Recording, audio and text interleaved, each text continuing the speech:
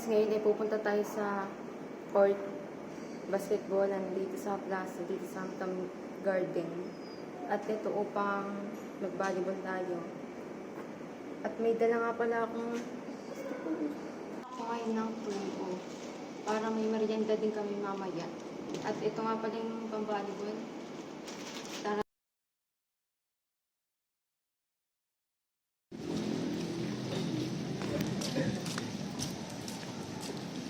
Ayun na nga, umambon. Hindi natuloy ang ating pagbabalibol sa may lakas ng ulan, may sama ng panahon. Kaya pumunta na agad kami dito, tumakiyat, dito sa kondo. At ito, hindi natin nakain. Naabutan pa kami dahil may pinuntahan pa kami kanina. Tumakbo agad na kami.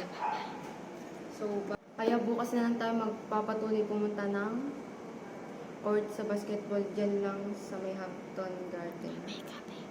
Bye-bye!